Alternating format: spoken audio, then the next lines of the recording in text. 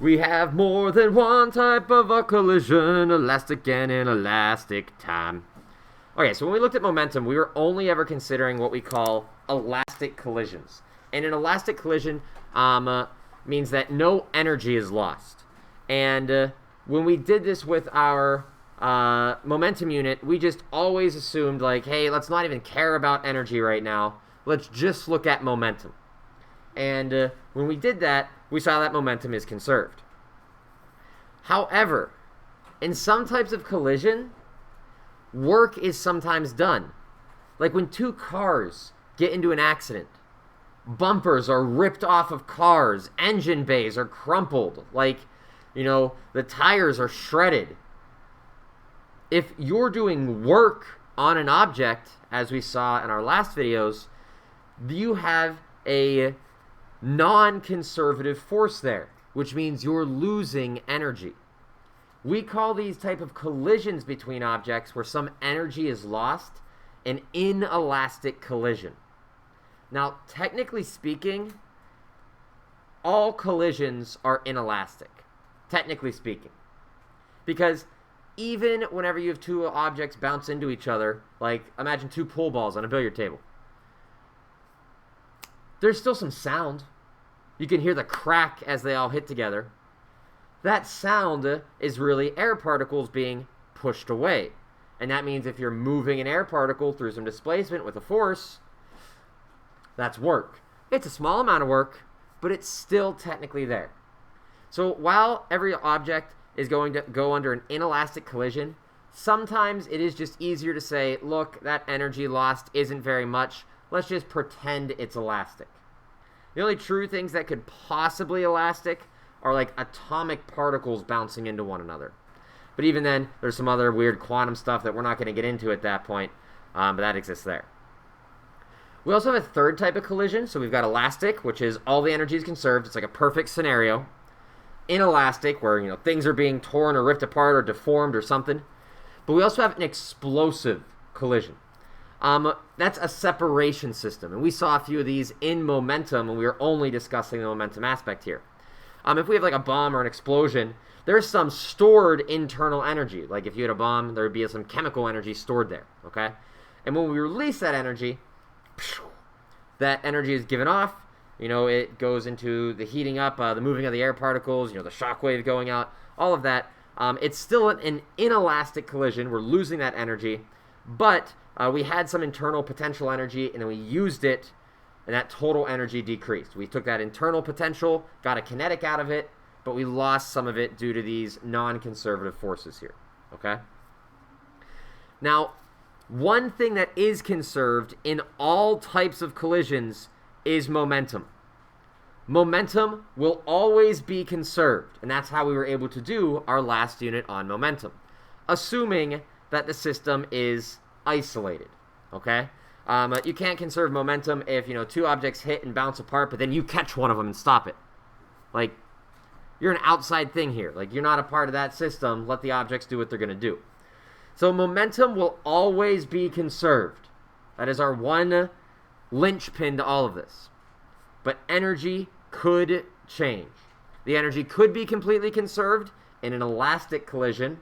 Elastic like bouncy. Think about bouncy balls. You keep all that energy. They keep going and going. But an inelastic collision could lose some energy. Okay?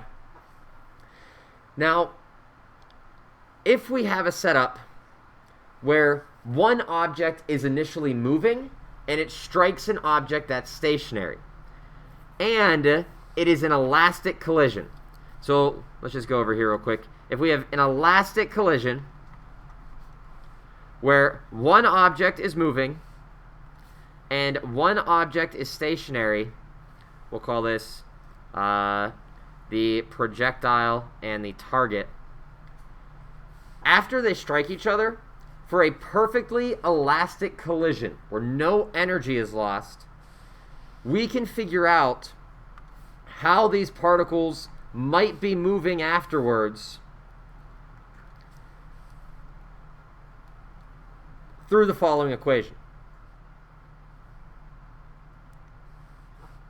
The velocity of the particle, the thing that was moving initially, is going to be equal to the quantity of the mass of the particle minus the mass of the target divided by the quantity of the mass of the particle plus the mass of the target times the initial velocity. So this is like the initial velocity of that particle to begin with. So it was the initial velocity of the moving thing. Okay? Notice here, if the target has a larger mass than the projectile, then that numerator is going to be negative. And what it implies is that when the object hits, it doesn't continue to move to the right, but instead it bounces and goes to the left, because that final velocity will be a negative quantity. It will change directions. That's what that negative means there. For our velocity of the target object, the object that was initially at rest and then it's hit, its final velocity will be equal to twice the mass of the projectile divided by the mass of the projectile plus the mass of the target multiplied by that initial velocity of the projectile, whatever that initial velocity was that struck it. Okay? Those are two really nice equations that help us out here. Deriving them is complicated. We need to remember weird things about algebra, like the difference of squares property, and start expanding stuff and do some like really, really dirty algebra. We're not going to do that. It's been done. It's in a textbook. We have the answer. It's these. Okay? So these are going to be really important, but remember, these are only for elastic collisions and only in one dimension, so only moving left and right. Okay? Now, if we take these two equations up here, there's actually some nifty things we can do in certain case scenarios. For instance, if we have two equal masses, like two billiard balls, one strikes the other. If right here we have a cue ball and it strikes another object, that ball has a velocity of 0. Our target ball had a velocity of 0. Okay? Since these have the same mass, what's going to happen here, and if you've ever played pool, you've seen this, when you strike that ball, the cue ball that you initially hit, it stops, assuming you don't put any weird spin on it, which is not what we're doing here. But it stops. And then the second ball moves. And that second ball comes off at the speed of the first one. If we take a look at this equation here, if the masses are the same, the mass of the projectile minus the mass of the target, well, if the masses are the same, that's 0. So after this collision here, the velocity of this initial object is 0, and the velocity of our target is whatever the velocity was of the first object in the beginning.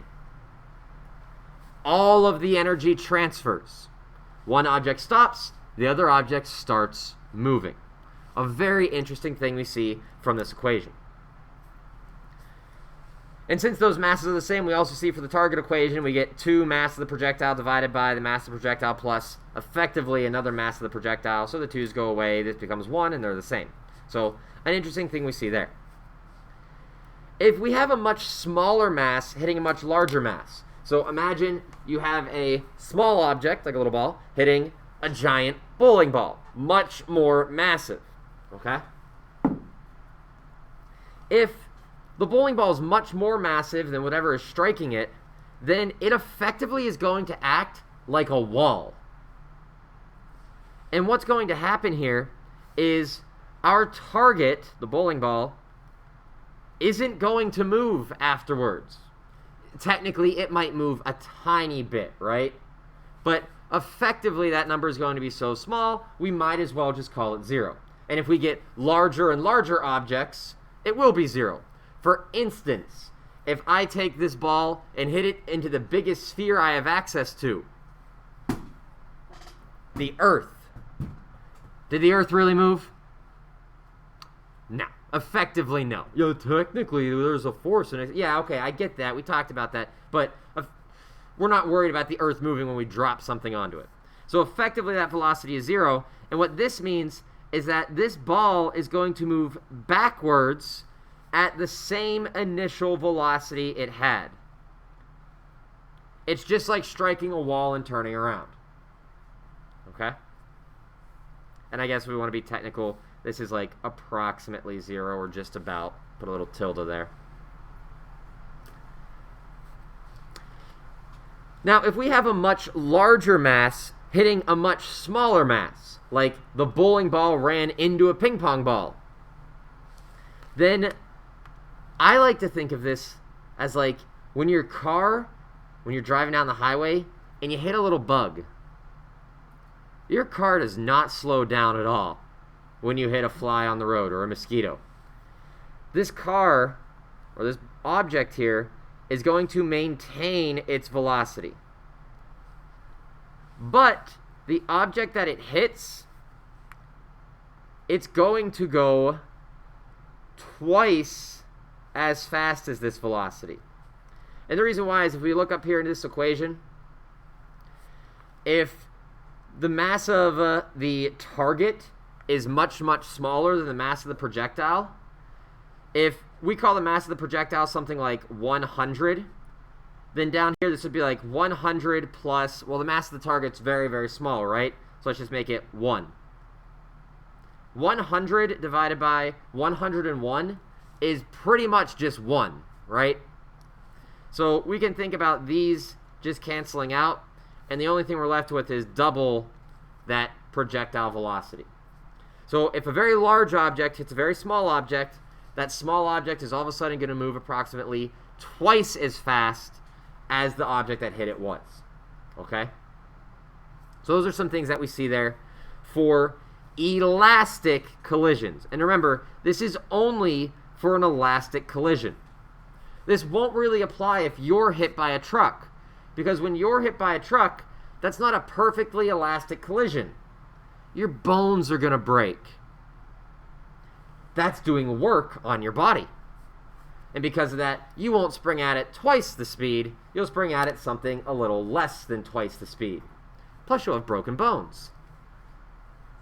But that's something to see there.